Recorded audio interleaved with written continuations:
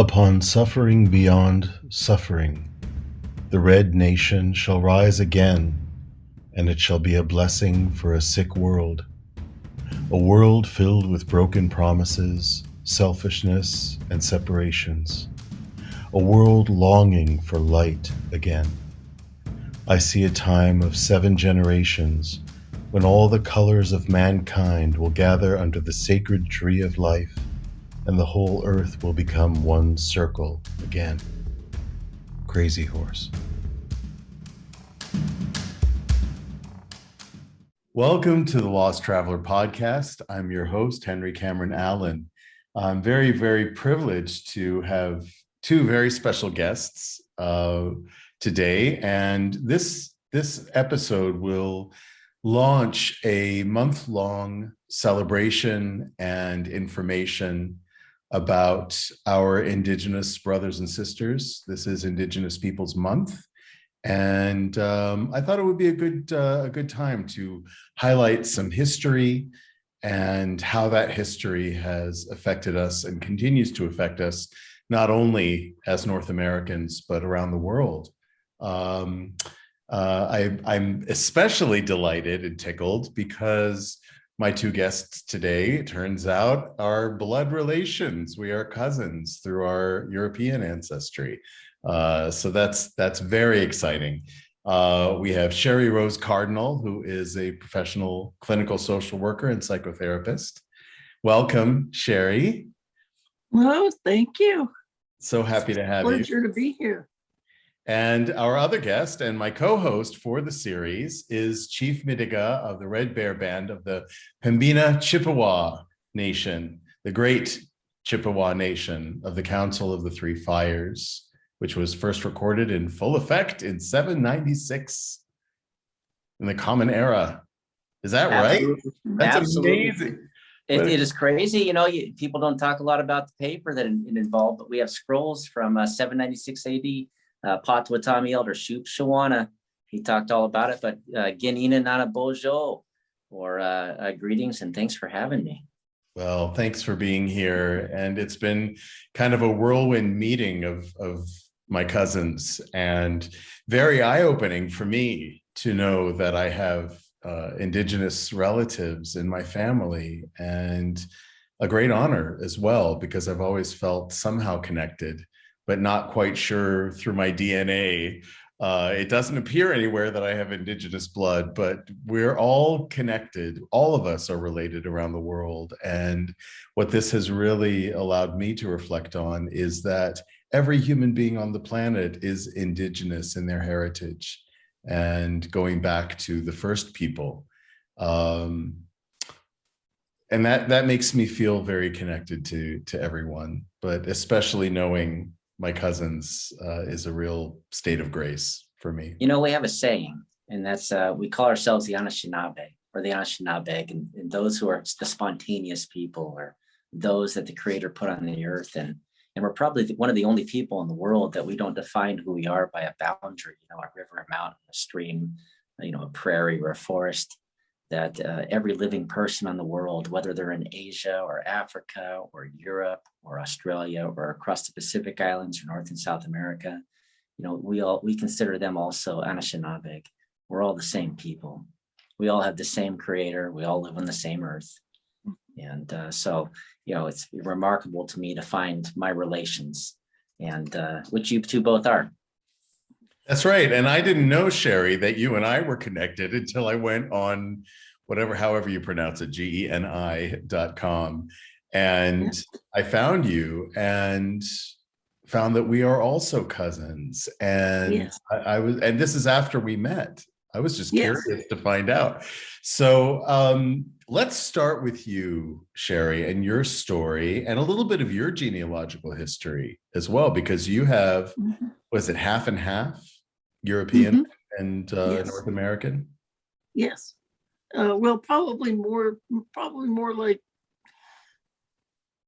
I don't know, 2/3 European, because my Indigenous side involves the French Canadians and the Metis. But the last 2 years, I am, like you say, a clinical social worker. a psychotherapist. But fortunately for my clients, I have forgotten what I learned in school. And I teach from what I've learned through life and through my ancestors, even though I didn't always know who they were. But somehow, I call it the knowing. They were still very present in my life and leading me blindly. I didn't know where I was going.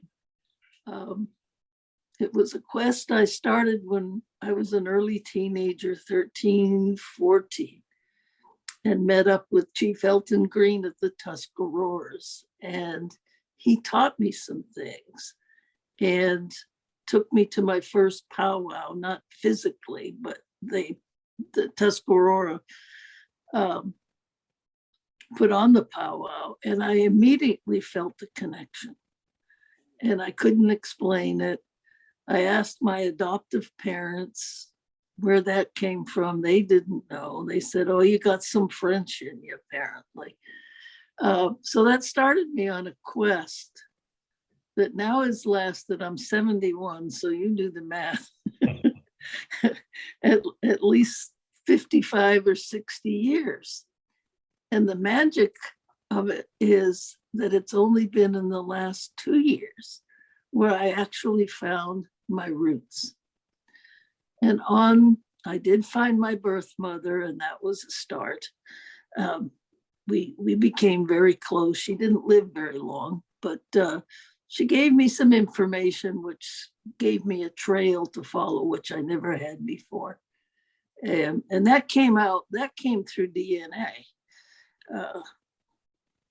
Finding her, that's a long story, but in researching her family through my mitochondrial DNA, mitochondrial, I forget the word, I'm sorry. Oh, that's good, that's right. That our beginnings in the Americas started with the Mayflower. I am actually, through my mother's lines, related to passengers on the Mayflower 3 times that I know about already, starting with Stephen Hopkins, and he is my 11th great-grandfather. His daughter, Constance Hopkins, is he's my 12th great-grandfather. I get it all confused. Numbers. And then the Warrens and the Moores, and they were all Mayflower passengers. And actually, that's where you and I connect up, through my great-great-grandmother, who was descendant from the Mayflower passengers. And so I was working with that this past year, trying to figure it all out. And I was very grateful. At least I had some roots, but that didn't answer the question of who my father was. Again, I was adopted at birth with no information. And I think that is some of the trauma that we do to people, is not give them information about who they are. Because it's always been a quest of mine. It's been deep since I was a little girl, that things were different about me. And I think that's the violence that we do. Fortunately, records are being opened now, and that's what allowed me to find my mother through DNA. But the name she gave me for my father turned out not to be correct. So I was on this rabbit trail for quite a while. And I don't know what that untruth is about. I don't judge her. I don't know if she didn't know for sure. I don't know if it was a violent act, because he was quite a bit older than her. I don't know how that came about. But I did find my birth father through a DNA match to 3 half-brothers. And it was the Bouvier lineage. And I thought, well, okay, I'll search this. So for the past year, I've been searching Bouvier and coming up with hundreds of DNA matches. They were prolific. Wow. So, and through that is how Midegah found me, I guess, on Genie. And I was searching through my Bouvier lineage, and there's all kinds of offshoots. And these offshoots started coming up with Chippewa, Anishinaabe people. And I went, what? And then I realized that the Bouviers moved west from New France, Montreal area, Canada, and married Indigenous people. They were buffalo hunters. They were fur trappers. They worked for Hudson's Bay Company, and their names are on their rolls. And so I started researching this history and the names that kept coming up. And one day, and I'm not sure, I don't quite remember how, because it's all kind of a blur, Midegah showed up on my timeline on Genie somehow. I guess through me rifling through all this Indigenous lineage I was finding. And we started to communicate very slowly at first, and realized that we were cousins. And I'm still in disbelief, because now finally at 71 years old, I know who I am. Both my Indigenous side, my French Canadian lines, my European Mayflower lines, they've all come together. And now I feel like a whole person. And it's been some of the trauma of my life not knowing that. Has it changed your work and your approach to your work? It has. I've always considered myself to be a bit of a storyteller. We must be related. No kidding.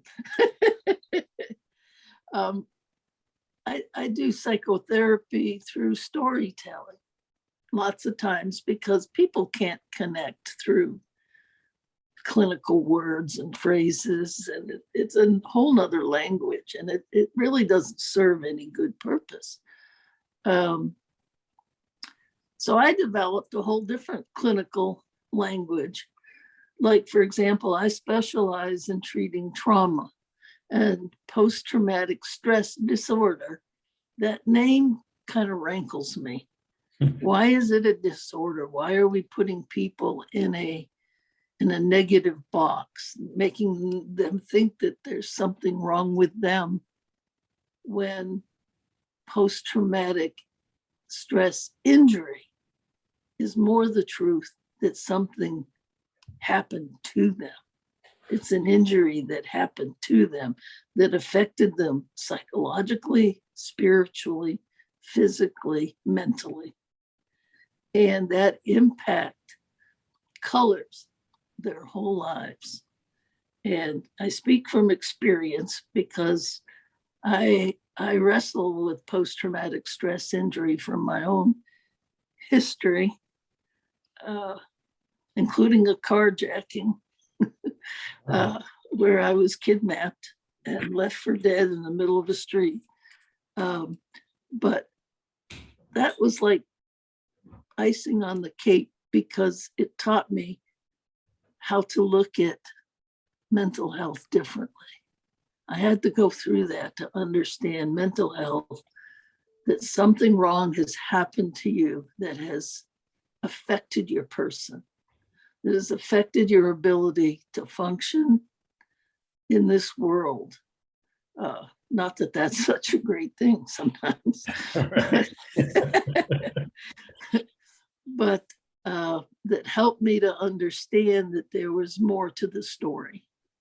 There was more to the story. And so at the time, I was still exploring my Indigenous lines, and I have been all my life. I have been connected to things and groups of people, and my heritage from that sense of knowing.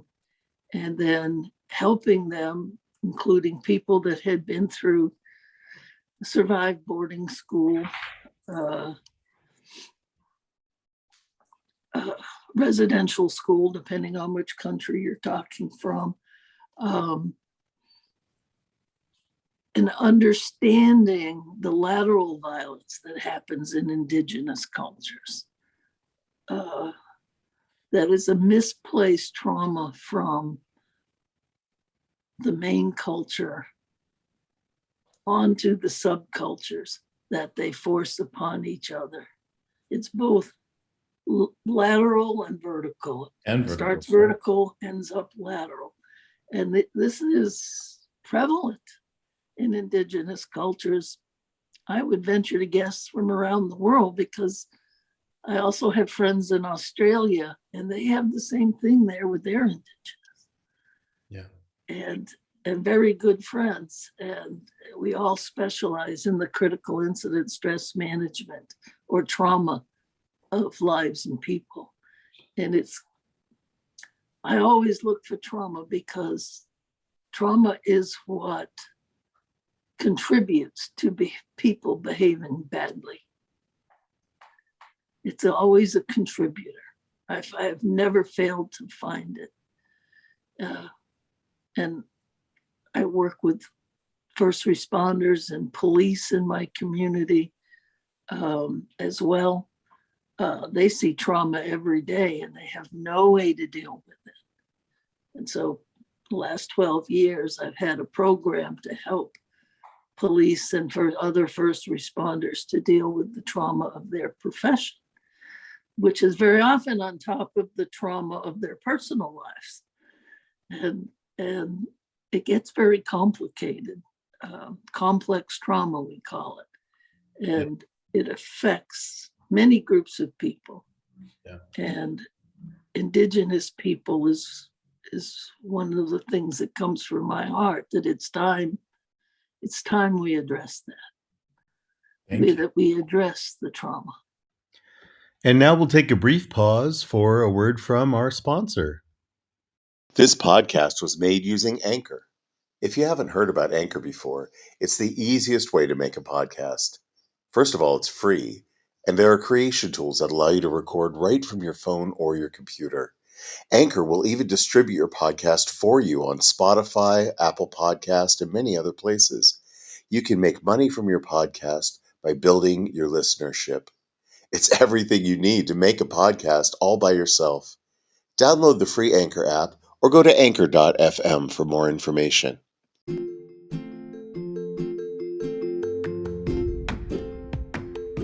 Stories are at the very heart of what makes us human.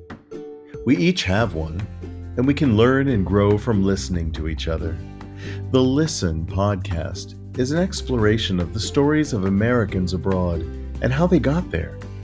If you're curious about the world and hungry for community, check out their website at www.thelistenpodcast.com or their Facebook group at the Listen Podcast Community. And we're seeing these common threads around the globe. We're seeing it from enslaved peoples from around the world. Mm-hmm. We see it from immigrants who know nothing of the families that were left behind when their families came to North America 100 years ago or more. We're seeing these common threads emerge right now in a way that I think is unprecedented. And that's really one of the reasons that I started this podcast, to find experts in universal life skills that we can all recognize, not only in other cultures, but also in ourselves. We now have listeners in 30 countries around the world. And I know that this is going to be resonant, this conversation and what you're talking about in terms of post-traumatic injury, complex post-traumatic injury, which I've been diagnosed with as well. So I can totally relate on that level. Yeah, I mean, let's dive in deep. Midegah, talk a little bit about your own biography and how you have sort of emerged as quite a powerful voice in the Indigenous community, especially for the Chippewa. Yeah, and I'm really glad that that cousin Sherry talked a little bit about lateral violence. Yes. So I come from a mostly European mother who happens to be a direct lineal descendant to a lady named Matoaka or Pocahontas. Now that doesn't make me special. There's about 100,000 people that are also, directly related. But it is interesting historically, and to consider, even my cousin Sherry's direct relations on the Mayflower and how they must have all interacted in that first few decades that they came to the Americas. And so my father is a Pembina Chippewa, which is a subdivision of the Great Chippewa Nation, which is one of the 3 council fire keepers of the Anishinaabeg people, who are first recorded in 796 AD. Recorded on paper. It's real paper. And believe it or not, paper existed in what you call North America as far back as then, and maybe further back than that. And a Potawatomi elder named Shupshawana had recorded this fully functioning government. And so that's my father. Most recently, I guess within the last 5 generations, I come from a lot of really interesting characters that are also a part of, such as cousin Sherry talked about, the Hudson Bay Company or the Northwest Trading Company. These were these fur trading companies that the French had brought in and spread, and the British had spread through what is mostly known today as Canada and the Midwest. And what they would do is they would marry into the principal families, the principal chieftain families, and try to create an alliance.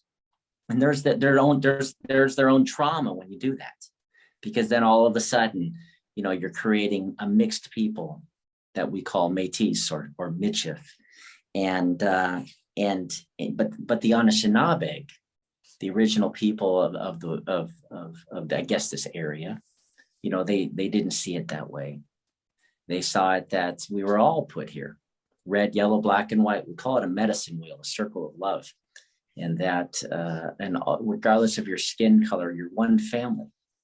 And that when that family comes back together, such as happening right now, right. I'm speaking with my cousin Henry and my cousin Sherry. It's the most interesting thing ever, and I can say that my life has also been carried a generational trauma of what occurred to my 3rd and 4th great grandparents, as well as a direct immediate trauma of what occurred to my father or my mother or my grandparents.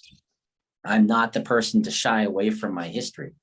I was born to a teenage drug addict mother, struggling to find her way, and an Indigenous father who was never accepted. He was born into the U.S. boarding school system. Now in Canada they call it residential schools, but most Americans, I will tell you, 99.97% have no idea this even existed from 1900 to 1978. Where over almost 100% of all Indigenous children, when they reach the age of six or 7, were immediately under federal law forced to go to a boarding school, which was called an assimilation school, right, and thereby removed their cultural and familial identity. Now, at the same time they did, and this is from 1900 to 1978, it wasn't ended until 4 months after my birth. And so this is something that my father had to experience. Indigenous persons of North America, we call it Turtle Island, Miscomukquoh, Turtle Island, but European descendants call it North America. And that's a whole nother conversation. But, I think that they forget that there was quite a struggle to retain your identity. And so in 1968 in the United States, they passed the Indian Civil Rights Act. That was after the Civil Rights Act that it protected the African Americans. And that's when we truly became equal participants in the American society. And so, my father bridges that gap. My grandmother bridges that gap. My great grandparents bridged that gap. But I'm the first generation, and many, many more that are in my generation, born in the 70s and 80s. The first generation who are actually able to live equally in this society. And so we carry a strong burden. It's a burden of responsibility to speak the truth about what occurred to our parents, our grandparents, and to not let that go away. I recently read today about President Joe Biden saying that those from families that were separated deserve some sort of restitution down at the Mexican-American border. And I consider, well, what about us? Right. What about us that were separated? It took my great-grandmother 10 years to find my grandma. 10 years to find her. It took my grandmother many, many years of being away from my father just so that she wouldn't cause undue harm on him by those government agents that were managing him. And so, it's a very interesting story. So I have a really interesting lineage. It's very bizarre. I'm very proud of it. It's kept me straight through my life, but I'm no different than anybody else. But I just happen to be selected as the Pembina Nation, the Pembina Chippewa Nation, a subdivision of the Great Chippewa Nation, which was the last group in North America, the last Indigenous group to stand autonomous, which didn't end until 1904. The very last ones that I represent them. And we're still dealing with the United States in a 117-year unresolved court case. So I hope that answers a little bit, Henry. Well, it opens up to so many more questions, which is what this is for. What part of North America are we talking about in terms of the Chippewa territory, the Great Chippewa Nation? Yeah, so the Anishinaabeg actually are from what would be called Quebec through Ontario, all the way through what's called Manitoba, Saskatchewan, Alberta, and then also south of that through northern Idaho, Montana, North Dakota, Minnesota, Iowa, northern Illinois, Indiana, northern Ohio, and Michigan. Now, many, many people do not know that the Dominion of Canada was not created until 1867. It was a British colony, and that international border that split the Anishinaabe people did not occur until 1872. And this is way after the Civil War, the American Civil War. Way after. Amazing. Mm-hmm. And so that split a people. Now, the Great Chippewa Nation was one of they call it the three council fires. Okay. Now, the Anishinaabeg were a grouping of many people over a vast area, but the most populous, they aggregated around these three lakes, Lake Superior, Lake Michigan, and Lake Huron. And they considered themselves the younger brother, the middle brother, and the older brother. The Great Chippewa Nation was the senior leadership of the Anishinaabe. And they were actually the final ones to kind of collapse amidst the reservation campaign that was initiated by a guy named Andrew Indian Killer Jackson. And that's a nickname that he picked and he loved. But that's the history of the United States that's not heard. Now, I say this very, very cautiously, because the people that exist today, the generations today, are the children and grandchildren of those who made it right. But we must be honest. The kindness, I always say that kindness is the power in peace, and the kindest thing you can ever do is speak truth to somebody. And so we must be honest when we look at that dollar bill, that even George Washington, the father of this nation, that is a known slave owner, was also a very troubled man in relation to the Indigenous. He had a nickname as well that he wanted to actually put on his gravestone. They didn't do it, but it was called Town Destroyer. And that's because after the British, who wanted to call themselves Americans, after this explorer named Americus Vespucci from Italy, that they took retaliation against a nation called the Haudenosaunee. Now, we know it today as the Iroquois. And George Washington marched on 28 of 30 Seneca villages. This is an indigenous nation, no different than France or Germany or Russia or China. In 28 of 30 cities, he killed every man, woman, child, and animal. And that's why he was called a town destroyer. And so this is a heritage that we've heard this history, this just generational trauma. And then we connect that to our own trauma with our own parents who don't know how to be parents because of boarding schools. Mhm. And we say, not a lot has changed.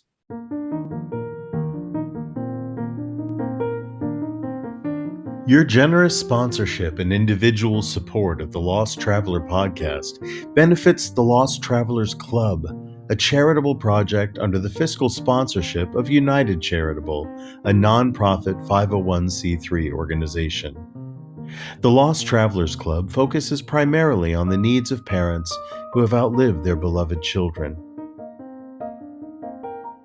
We recently launched our new Brain Candy Project wing, providing art supplies to children still struggling with critical or terminal health-related conditions.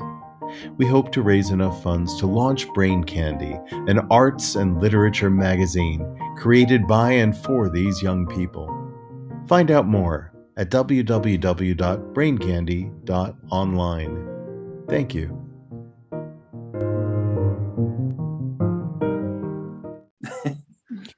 That's coming back to essential life skills. This is one of the things that I talk about as a life skills mentor and educator and ambassador globally, is that the people that are charged with teaching essential life skills to children are parents. And most parents are deficient in those very skills that they are charged, because they're not teaching them unless there is an established curriculum, and very few schools have them today. Hopefully that'll change, but we have to start this conversation somewhere about life skills and how we pass things on to children in this time where it's not clear what the truth is. And so kindness, I think, gets obscured a little bit. Do you agree with that? Definitely. I mean, I see it everywhere because of what I do, is that nobody really knows how to parent. And when parents do stand up, you have this chaos that we've had, like in Virginia, that becomes political, to stand up and say what you want to teach your children or not teach your children. But parenting skills aren't taught anywhere. It's like all of a sudden you have this living thing and you take your best shot, forgetting that what we imprint on them, it becomes a life journey for them. And we don't really address that. Especially in Western culture, of which I'm most familiar, it's happenstance. It's happenstance. And if you have a good role model, consider yourself very fortunate. And if you don't, welcome to the majority. And it's a sad state of affairs, because, and people don't know their history. We don't delve into people's history like we should. I mean, mine was kept from me. I had to search for it for 60 some years. But we don't teach people their history, and people without a history, without roots, are subject to any wind that blows. And I think that's where we have a lot of the social dysfunction and there's that clinical word, social chaos that we have today, where there's so much lateral violence, group against group, and we don't speak in love. Everything is out of fear, and that's what I see in my clients too. That people that don't understand their roots, that don't understand that we're all one, that we're all made of atoms. Atoms is energy. Atoms are there and they don't die. They're not destroyed. They just reform. And who knows? Like us, we're finding out that we're actually blood kin and had no idea how those atoms traveled around the world. But if you don't know your roots, and I encourage all my clients to dig into their ancestry, to find out a little bit about who they are, because what brings them to me is they don't know who they are. And the winds of the people and culture around them make them sick. And we label them as mentally ill. And the way out of that is to understand who you are. And it's a life journey. It doesn't happen in a therapist's office. I'm just the guide. Well, and there are tools. There are tools in every culture. Yes. In fact, Midegah, I would love for you to talk a little bit about the 7 grandfather teachings, because I think as a tool for, it reminds me of the Pirkei Avot, which are the Jewish ethics of our forefathers, which I taught in the temple in Gloucester, Massachusetts for a while. And it was so resonant with me when we're talking about the subject of life skills and where we are looking for truth and universal truths as well, because these Indigenous teachings are not only going to be understood by Indigenous people or children. This is universal wisdom, Yes. isn't it? Talk a little bit about that, Midegah, please. Well, absolutely. And Cousin Sherry, I really appreciate you talking about that lateral violence. And these things are something that, even I personally experience. I come from a Doodem. We call this a clan or a band. These are synonymous words. And I come from the Adik Sangha, which means standing firm reindeer or caribou. And there are those that attack anything that makes them feel afraid, right? Yes. And what is that? That they become accustomed to how things are, and why are things how they are? Because of something that's been pushed upon their grandparents, such as the Indian Reorganization Act of 1834. And so they think how it is how it is, and they don't ever stop and consider. And before I get into the grandfather teachings, this is a dilemma in the modern Indigenous person who's trying to escape the generational trauma and suffering of their parents and their ancestors back 4 and 5 generations. And that's accepting what is real and what is taught. Right. What existed before and what exists now, and does it have to be this way?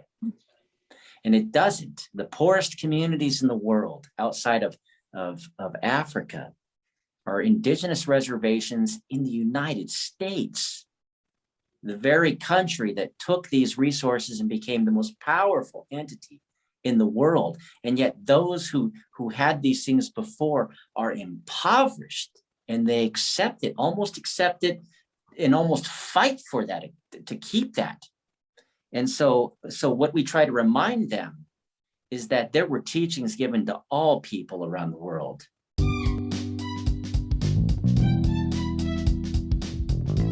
The biggest breakthrough in wellness in the past 50 years, Vox Life's wearable technology has no batteries, no wires, and no metals. When neuroreceptors on your feet or arms come into contact with the Vox HPT pattern, a neuroresponse is triggered, sending information to your central nervous system, helping regulate pain, maintain motor control, and balance.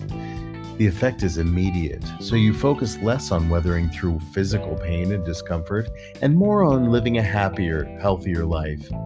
As a special promotion, our sponsor is donating 25% of your purchases through the following link to benefit the Lost Travelers Club and our new Brain Candy Project wing.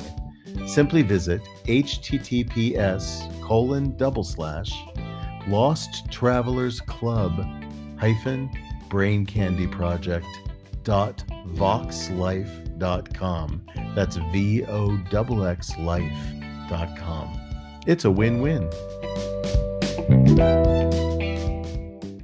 Now, we say that this age, the world we live in, and when I say we, the Midewiwin, this is called the way of the heart. And we believe that there was a flood.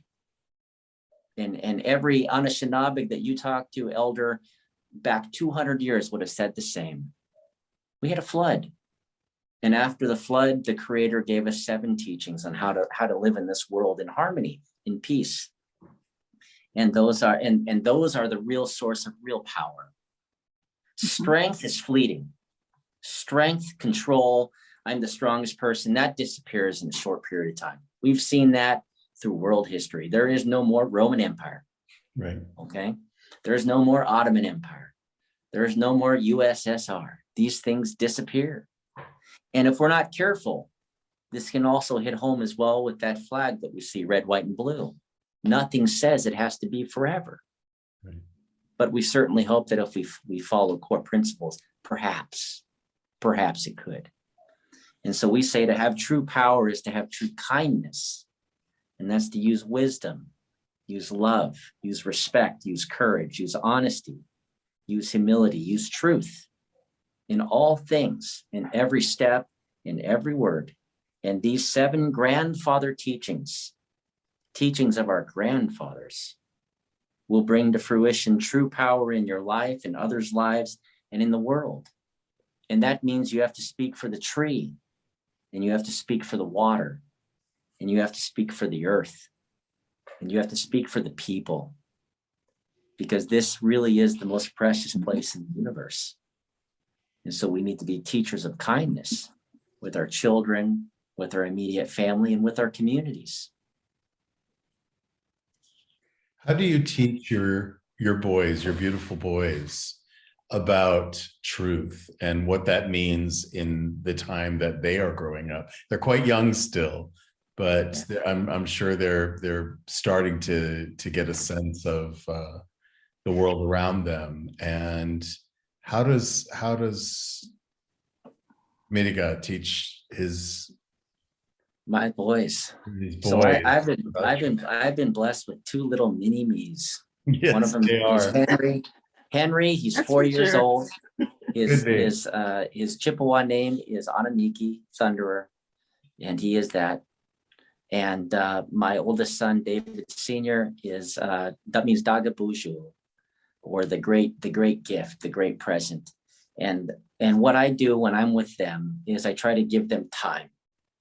And I try to encourage creativity and then also connectivity with their environment around them. There's an amazing thing that happens every day, Cousin Henry. Amazing.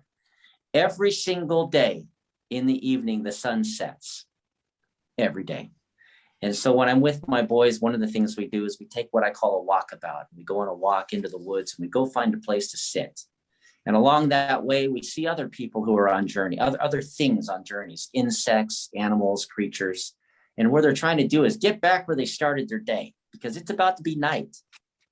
And so that's how we capture snakes and frogs and grasshoppers. And what we always do is we have a conversation about what do they share that you share? Do they have eyes?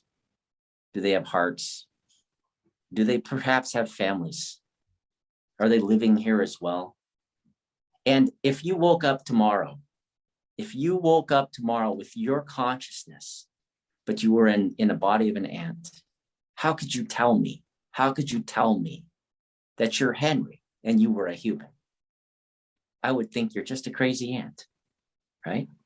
So have a little bit more respect and restraint.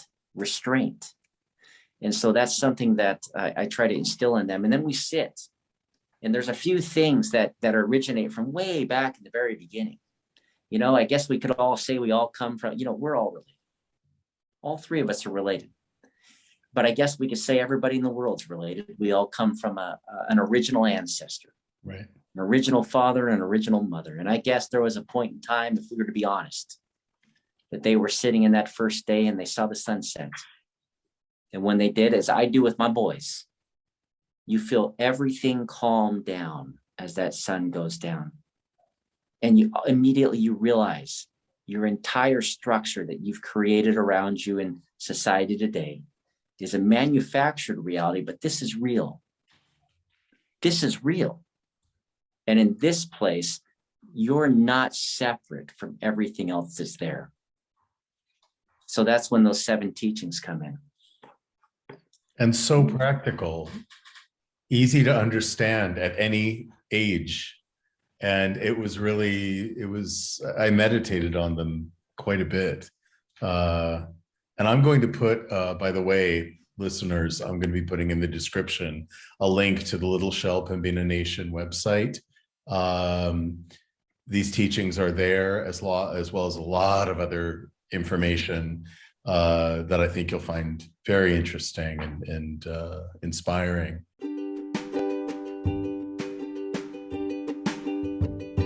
Shadow and Light LLC was established by Dave Roberts and Reverend Patty Farino, co-authors of When the Psychology Professor Met the Minister. Their mission is to empower individuals to transcend life challenges by integrating spiritual practices with psychology to achieve peace. They are available for individualized spiritual counseling, virtual or in-person presentations and workshops to universities, organizations, and other interested groups, virtual or in-person book club meetings. For further information, go to psychologyprofessor-and-minister.com.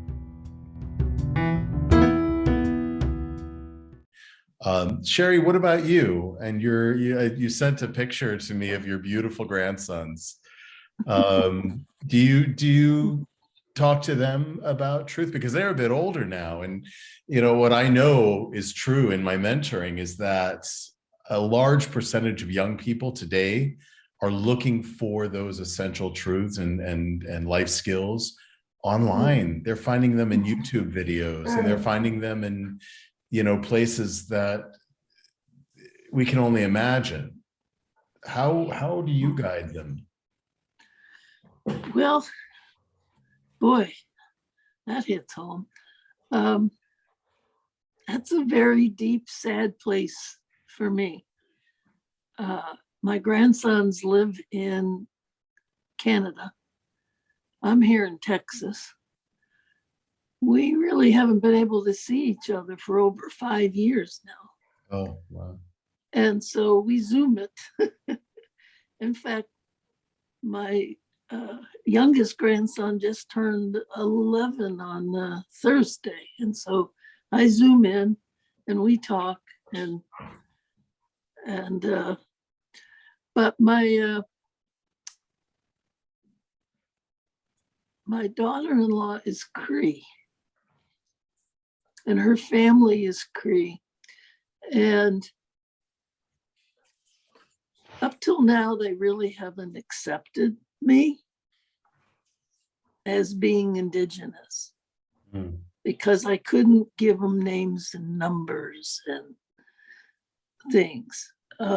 That's changing. So I'm hoping that that's going to be a part of my personal healing and theirs as well, so that the word for grandmother in Cree is cookum. And they have a cookum up in Edmonton, Alberta, who has, spends a lot of time with them. But I am hoping that this cookum for them will also have the opportunity to teach them some of these things, which has so far been denied to me for various reasons. And I don't place blame on anybody. It's just time now. Timing is everything. It's just time now for everybody to come together in unity and realize that we are all one.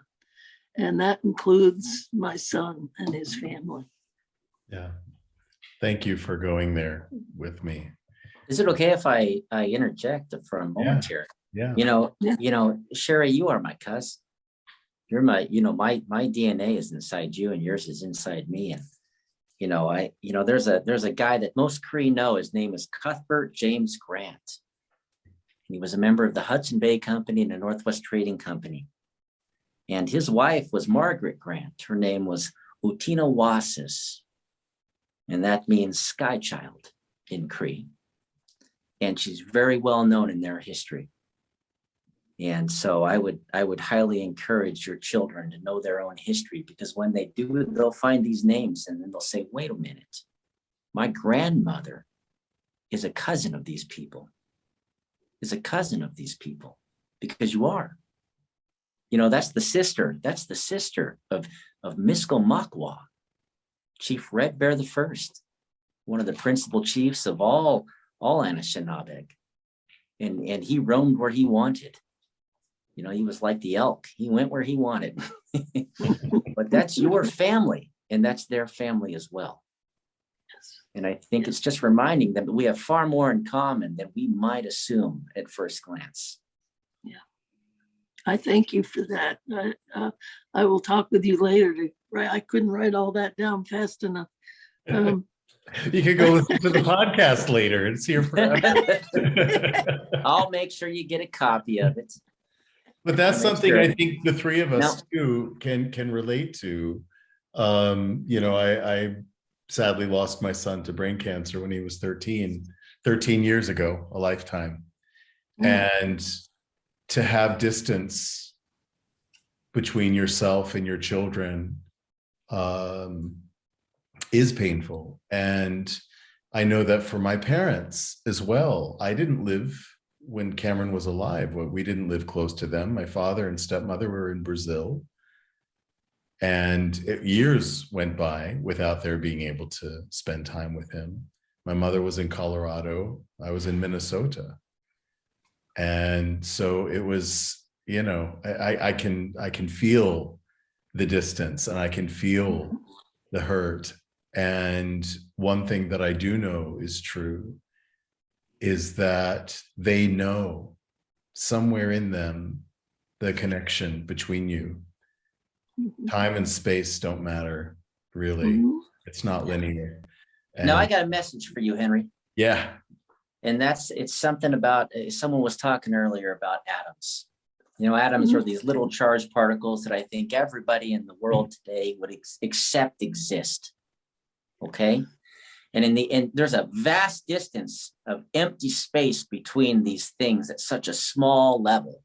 It almost seems impossible to comprehend. It can be seen. And yet it can. But the remarkableness of it is that in the average human body, if all of that space were removed and those charged little spaces could touch each other, that all the atoms in your body comprise nothing but the size of a grain of sand, less than a grain of sand. And yet that small, insignificant grouping of these atoms, these visible things, comprises who you are. So what are you? And it's painted over something vast and that can't be seen, that the little thing we call a photon or a ray of light from the sun can't reflect off of, because it's so fine, it's so pure. And so just because we shed a little grain of sand when we pass from this place to the next doesn't mean we cease being who we are. That's right. And the people that we've lost, whether those are our children or our parents or our grandparents or even our ancestors 7 generations back, they walk through a door and they're still themselves. That's right. And they're counting on us to finish the task of reuniting that one family that we all are a part of. And that's what we're doing. And that's reflected in the stars. We look up at the night sky and we see all the stars strewn about like they're this close together, but there are light years between each one of them that we can't even comprehend, right? So it's all illusion.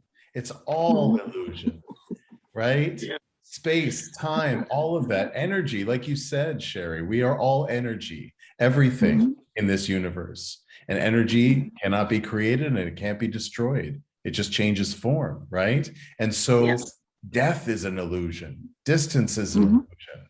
This is why I'm not, if I ever write a memoir, it's going to be called I Am Not a Morning Person, M-O-U-R-N, because it's really transformed my journey, my path to have that revelation. And I'm grateful if there's a gift in the loss, if there's a gift in the distance between us, it is that for me. Anyway. Hi, I'm Yvonne Johansson, and This is my little house. My Little House is an interactive, multisensory educational felt toy that I invented to help develop children's language skills. I love My Little House. I've been working as a speech therapist for over 20 years. So then I just thought, wouldn't it be great if I could just take this one-dimensional board and make it into an actual three-dimensional toy? How cool would that be?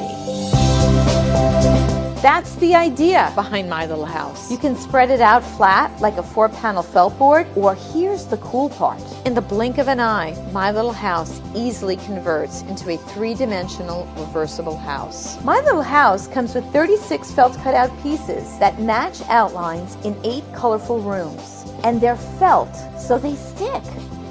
Each piece inside My Little House has been placed with purpose. But My Little House isn't just for kids on the spectrum or with significant disorders. It's also for typically developing 2 to 5-year-olds. It's a fun toy. I always say to my kids, when you get stuck, you have to ask for help. Can you tell me what you see on top of the refrigerator? Apple. I know that My Little House is going to make a difference in thousands of children's lives. I just need your help in getting it out there. Thank you so much for listening. For more information about My Little House, My Little Farm, My Little Zoo, and other smart felt toys, visit www.smartfelttoys.com. Brilliant. So many great practical things. I could go on and on and on and on with you both, and I hope we will keep going on. And there have been so many wonderful practical tools here in this episode that we don't need to reflect on that as we wrap up. It's coming to the end, but I would love to invite Midegah to offer something very special to us, to all of our listeners around the world. I just want to say how important, like really how important it is that we have the opportunity to just speak in unity. Yeah. You know, I'm here with 2 people in 2 different parts of the world that, you know, I'm uncontestedly Indigenous, and yet these 2 other people that other people would say, oh, you're not, they are Indigenous. They're Indigenous to this earth, and they're my cousins, and they're my blood relations. And so there's this story. It's an old story from a long time ago with the Anishinaabeg about the first man. And when the first man was laying down to end his life, and his creator and his family were there, and they asked him, you know, is this satisfying for such a journey? And he sang a song, and I want to share that song with you.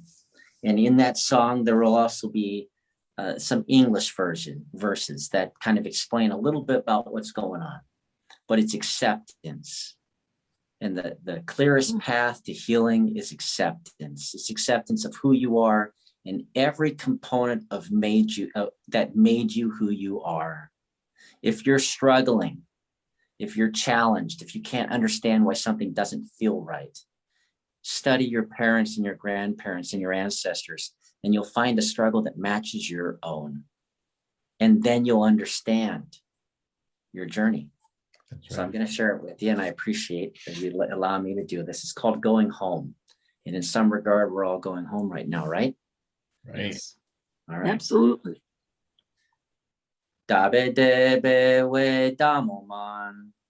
Demesi wu gekene kakwa. Akini ma we megun. Ningagigwe. Benasi wuge, benonda goziwa, ningagigwe, benasi wuge, benonda goziwa. The sound approaches, the thunderbird draws near, the entire world weeps, but I will go home. I will go home. The birds are heard singing. I will go home. I will go home. Dabe debe we damoan. Demesi wuge nekakwa. Akini ma we megun. Ningagigwe, Ningagigwe, Benasiwuge, Benonda Goziwa, Ningagigwe, Benasiwuge, Benonda Goziwa. The sound approaches, the thunderbird draws near. The entire world weeps, but I will go home. I will go home. Yiga-wapa-min many-wa'a. Thanks for letting me share that. Oh, thank you. What Thank an you for honor. sharing. Yes. Well, it has been a deep honor, and I have such gratitude for both of you now stepping into my life and allowing me into yours. We are all one. We are all one. We are all one. All my listeners all around the world, we are all one. And so I hope that you have found some inspiration in this episode. I will post links, important links suggested by my cousins, my guests, in the description of this episode. And stay tuned. We're going to be doing a very special weekly podcast through the month of November and maybe a little beyond, with special guests highlighting the Indigenous culture of North America and beyond, and the ripple effect that the history is continuing to have on the world in very positive ways. And I'm just sitting in gratitude. So thank you again, both of you. Now we say miigwech. Can you all say miigwech? Miigwech. Miigwech. That means thank you. Miigwech. Miigwech. Bye, cousins. Bye, cousins. Bye. Thanks, everybody.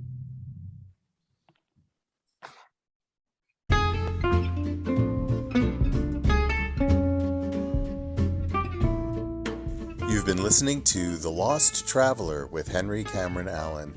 For more information, please visit www.henryallen.org. Thanks so much for tuning in, and let's all keep striving for a better world. Thank you.